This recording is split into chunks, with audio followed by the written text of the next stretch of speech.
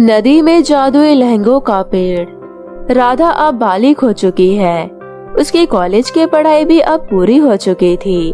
उसके माता पिता को अब फिक्र थी तो बस एक बात की, उनकी बेटी राधा के भी हाथ जल्दी से पीले हो जाए और उन्हें जल्द ही अमर नाम का एक होनहार लड़का राधा के लिए मिल ही जाता है।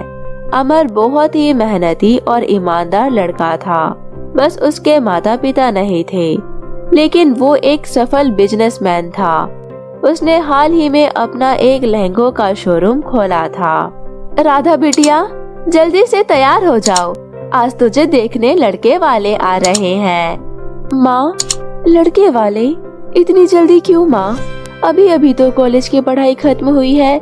मुझे आगे जॉब की तैयारी करनी है, अपने पैरों पर खड़ा होना है। बंद कर अपनी बकवास। अब तू कमाएगी क्या? हमारे खानदान में आज तक किसी ने भी लड़कियों की कमाई नहीं खाई है और अमर अच्छा कमाता है। वहाँ तुझे कोई दिक्कत नहीं होगी, रानी बना कर रखेगा तुझे, देखना। अब जा, चुपचाप तैयार हो जा, वे लोग आते ही होंगे। राधा उदास मन से तैयार होकर आ जाती है। थोड़ी ही देर में अमर आता है। अमर अच्छा होने के साथ साथ दिखने में भी काफी अच्छा था। उसका हर किसी से बात करने की शालीनता देख राधा को भी अमर बहुत अच्छा लगता है। राधा, क्या हुआ? तुम्हें मैं पसंद नहीं हूँ? नहीं नहीं तो ऐसी कोई बात नहीं है, आप तो बहुत ही अच्छे हैं। फिर यह चांद सा चेहरा मुरझाया क्यों है? तुम भी बहुत अच्छी हो राधा। ठीक है बेटे, फिर रिश्ता पक्का समझे? जी माँ जी, वैसे तो रिश्ते की बात मुझे खुद से नहीं करनी चाहिए थी, लेकिन क्या करूँ माँ जी, घर में मेरे अलावा कोई नहीं है। ऐसा क्यों कहते हो बेटा, हम है ना। लो, मुंह मीठा करो। और फिर कुछ ही दिनों में अमर और राधा की बहुत ही धूमधाम से शादी हो जाती है। दोनों एक दूसरे के साथ बहुत ही ज्यादा खुश थे। अमर का काम भी अच्छा खासा चल रहा था, इसलिए वो सुबह घर से जल्दी निकल जाया करता था और रात को देर से घर आता। इधर राधा घर के कामों में व्यस्त हो जाती और शाम को अमर के आने का इंतजार करती। ऐसे ही दिन बीत रहे थे। फिर एक दिन राधा जब घर में पोछा लगा रही थी, तभी उसे 2-3 बार चक्कर आया और वो बेहोश होते होते बची। राधा घर का काम खत्म कर पास के ही डिस्पेंसरी से चेकअप करवाने चली जाती है। और बताओ राधा, और क्या हो रहा है? डॉक्टर, उल्टी भी कई बार आ चुकी है, खट्टा खाने का बहुत मन करता है। घबराने की कोई बात नहीं है, ऐसे समय में ऐसा होता ही है। तुम्हें अभी अपना खास ध्यान रखना होगा। क्यों डॉक्टर? अरे बुद्धू, तुम माँ बनने वाली हो। ये सुनकर राधा फूले नहीं समाती। वो खुशी खुशी वहाँ से घर आ जाती है। थोड़ी ही देर में अमर भी आ जाता है। बधाई हो जी, आप पापा बनने वाले हैं। ये सुनकर अमर खुशी से झूम उठता है। उसकी खुशी का तो मानो ठिकाना नहीं रहता। अपने पति को इतना खुश देख राधा को भी बहुत अच्छा लगता है। राधा, तुम नहीं जानती आज मैं कितना खुश हूँ। तुमने मुझे दुनिया की सबसे बड़ी खुशी दी है। अब देखना कैसे मैं तुम दोनों के लिए दिन रात एक करके मेहनत करता हूँ, ताकि तुम्हें और मेरे होने वाले बच्चों को कभी तकलीफ नहीं उठानी पड़े। अगले दिन। राधा, अब मैं जा रहा हूँ, अपना ध्यान रखना। रात को थोड़ी देर हो जाएगी, तुम खाना खाकर सो जाना। अब और ज्यादा देर से आओगे? इतना ज्यादा मेहनत करने की क्या जरूरत है जी? जरूरत है राधा, तभी तो हम अपने बच्चे को कल को बेहतर बना पाएंगे। शादी का सीजन चल रहा है, रात में ज्यादा काम होता है। देर तक दुकान खोलूंगा तो 4 से 5 लहंगे फालतू बिकेंगे, इससे हमारा ही तो फायदा होगा। ऐसे ही दिन बीत रहे थे। एक रात अमर रोज की तरह अपनी दुकान पर बैठा था, पर कहते हैं ना, अनहोनी को कौन रोक पाया है। वो काली और तूफानी रात थी। अमर बार बार दुकान से बाहर आकर तूफान के थमने का इंतजार करता है, लेकिन तूफान है कि थमने का नाम ही नहीं ले रहा था। यह कैसा तूफान है? लगता है कोई कयामत आने वाली है। मुझे जल्दी ही घर के लिए निकलना चाहिए। लेकिन तेज बारिश और तूफान की वजह से अमर घर नहीं जा पा रहा था। वो वहीं बैठ बारिश थमने का इंतजार कर रहा था, लेकिन नियति को ये कहाँ मंजूर था। अमर का दुकान में बैठे बैठे ही आंख लग जाती है और वो गहरी नींद में सो जाता है। तभी हवा का एक तेज झोंका आता है और दुकान के मंदिर में रखा दिया लहंगों पर गिर जाता है। फिर क्या था, देखते ही देखते आग दुकान में चारों तरफ फैल जाती है और अपने साथ पूरी दुकान को ही ले डूबती है। इतना ही नहीं, उस आग में अमर भी पूरी तरह फंस चुका था। जब उसकी आंख खुलती है तब तक बहुत देर हो चुकी होती है। आग उसके चारों तरफ फैली होती है और वो उसी में जलकर राख हो जाता है। इधर इन सब से बेखबर राधा की जब सुबह नींद खुलती है तो अरे, मेरी आंख कैसे लग गई और तूफान चला गया क्या? वो बालकनी से बाहर झांकती है। बिल्कुल शांत मौसम था, लेकिन रात में उसके जिंदगी में जो तूफान आया उससे बेखबर वो इधर उधर अपने पति अमर को ढूंढने लगती है। तभी कोई राधा का दरवाजा खटखटा रहा था।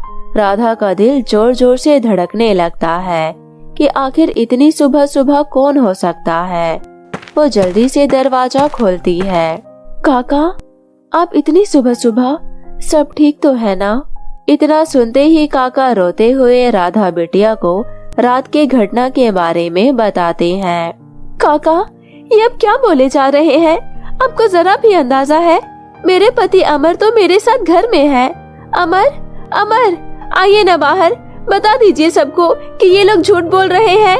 अमर, आप सुन रहे हैं ना? आइए ना अमर, आप मुझे छोड़कर नहीं जा सकते। राधा फूट फूट कर रोने लगती है। काका राधा को हौसला रखने को बोलकर चले जाते हैं। अमर के गुजर जाने के बाद राधा बिल्कुल अकेली हो चुकी थी।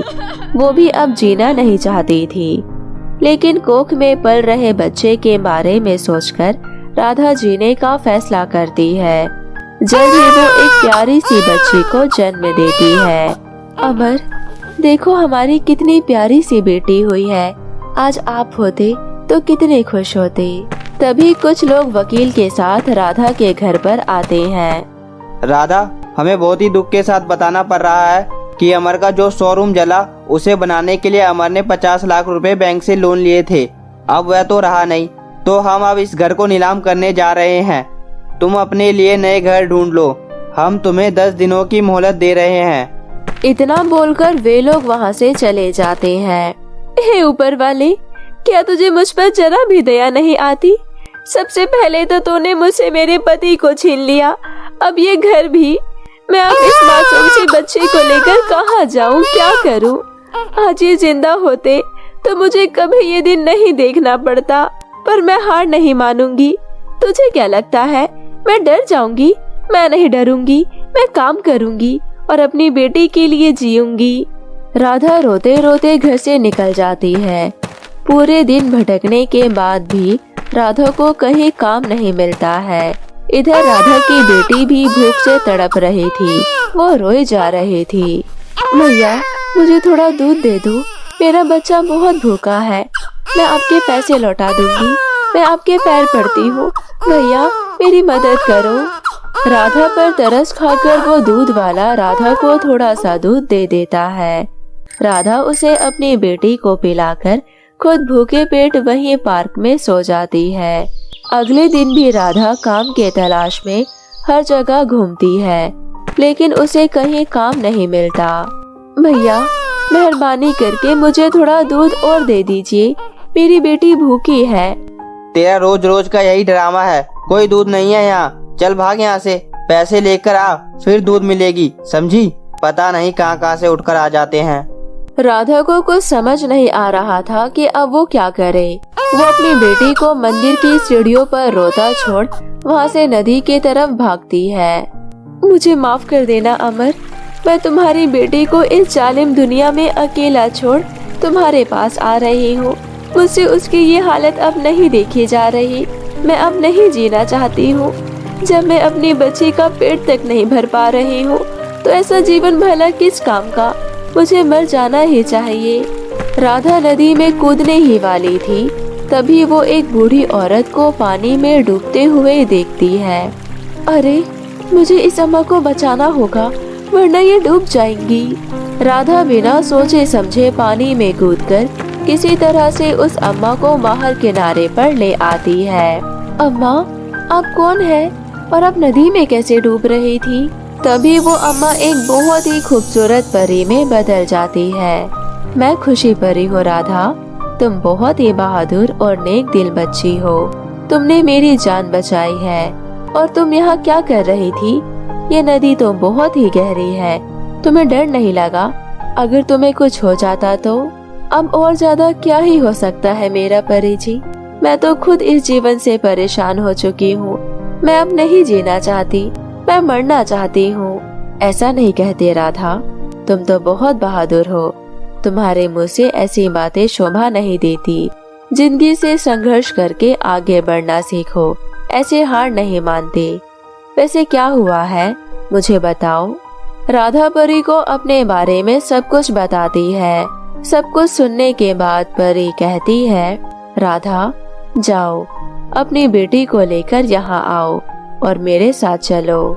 राधा भागते हुए अपनी बेटी को लेकर वहाँ जाती है।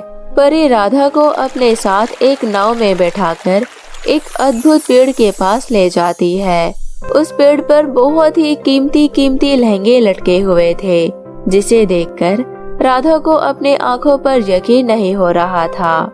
लहंगों का पेड़, वो भी इस नदी में? मुझे तो यकीन ही नहीं हो रहा। हाँ राधा, तुमने अपने जीवन के इतनी छोटी सी उम्र में ही बहुत दुख देखे हैं, लेकिन अब रोने की घड़ी खत्म हुई मेरी बच्ची। तुम्हारा पति अमर ऊपर स्वर्ग लोक में रहकर भी हर दिन भगवान से तुम्हारी और अपनी बेटी के लिए दुआ करता है, और आज उसकी दुआ कबूल हुई और ये मेरे द्वारा ही पूर्ण होगी। ये सब सुनकर राधा की आंखें नम हो जाती है। मरने के बाद भी वो हमारी इतनी चिंता करते हैं। मैं भी यही दुआ करती हूँ कि वो जहाँ रहे खुश रहे। राधा, अब तुम जल्दी से इस पेड़ से सारे लहंगे तोड़ लो, और उसके बाद क्या करना है तुम्हें पता ही होगा। परी के कहे अनुसार राधा उस नदी के लहंगे वाले पेड़ से सारे लहंगे तोड़ लेती है और उसे नाव में रख लेती है। नाव राधा को किनारे पर ले आती है। राधा उन लहंगे को बाजार में लाकर बेच देती है।